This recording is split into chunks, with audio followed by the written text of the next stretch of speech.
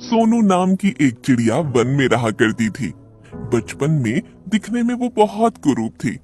जन्म होते समय वो अंडे से निकलने ही वाली थी, तभी अंडा पेड़ से नीचे गिर गया था, जिसकी वजह से वो बहुत सारे रोगों से ग्रस्त हो गई थी और उसके शरीर के लगभग आधे पंख उड़ गए थे और वो आम पक्षियों से काफी अलग दिखने लगी। प्रकृति ने सोनू चिड़िया से उसकी सुंदरता तो ले ली थी, परंतु उसे ऐसी खासियत दी थी जिससे वो भविष्य देख पाती थी। जंगल के बाकी पक्षी सोनू चिड़िया को अपने साथ रखना बिल्कुल पसंद नहीं करते थे। कोई भी पक्षी उसकी कुरूपता के कारण उसे अपना मित्र नहीं बनाना चाहता था। यहाँ तक कि पक्षियों की किसी भी बैठक में उसे शामिल नहीं किया जाता था। इसी कारण वो हर समय अकेले ही रहती थी। ऐसे ही एक दिन सोनू चिड़िया को आभास हुआ कि कुछ ही दिनों में जंगल में आग लगने वाली है। उसे अपने भविष्य देखने की क्षमता पर पूरा विश्वास था। सोनू चिड़िया तुरंत उड़ती हुई सभी पक्षियों के बीच जाकर बैठ गई और कहने लगी, सभी पक्षी मित्रों से मैं निवेदन करती हूँ, वो जंगल का ये हिस्सा जल्द से जल्द छोड़ दें। मुझे ऐसा आभास हुआ है कि जंगल के इस हिस्से में भयानक आग लगने वाली है। तभी वहाँ बैठे एक पक्षी ने सोनू चिड़िया से कहा, तुम्हें हमारी फिक्र करने की कोई जरूरत नहीं है। तुम बस अपना ध्यान रखो और हमारे बीच आकर बैठने की तुम्हारी हिम्मत कैसे हुई? चलो जाओ यहाँ से और फिर कभी भूल कर भी यहाँ मत आना। सोनू चिड़िया को वहाँ से अपमानित करके निकाल दिया गया, पर वो अपने अपमान पर बिल्कुल नाराज नहीं थी। उसे सिर्फ बाकी पक्षियों की फिक्र थी। उसे अपनी बात पर पूरा भरोसा था, जिसके बाद उसने जंगल के उस हिस्से को छोड़ दिया और वहाँ से दूर एक पेड़ पर अपना घर बना लिया। अचानक आसमान से बिजली कड़कने लगी। बिजली की आवाज इतनी भयानक थी कि जंगल में खतरनाक पशु भी उससे डर गए।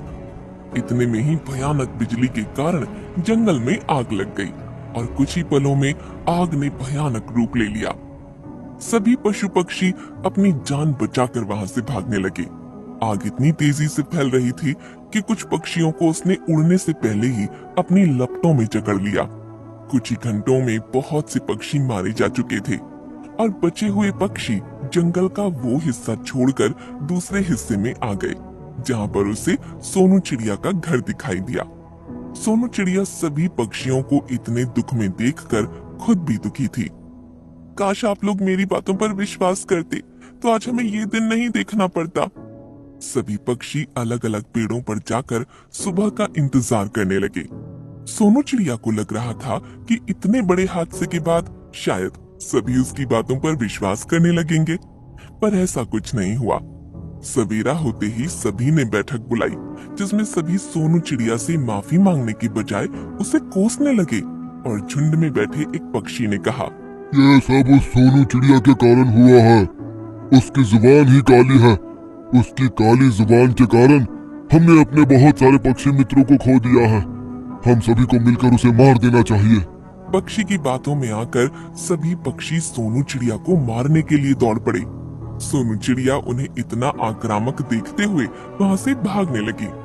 कोई भी पक्षी सोनू चिड़िया का पीछा छोड़ने को तैयार ही नहीं था। सोनू चिड़िया घबराते हुए उड़ती जा रही थी और वो जाकर एक जाल में फंस गई। सभी पक्षी सोनू चिड़िया को जाल में फंसा देख वहीं रुक गए।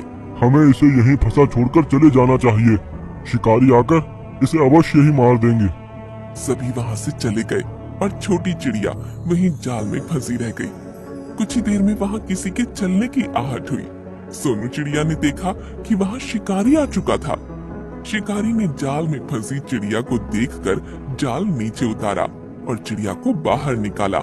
मैंने ये जाल तो उन बदमाश गिद्धों के लिए बिछाया था, पर दुर्भाग्यवश तुम इसमें फंस गई।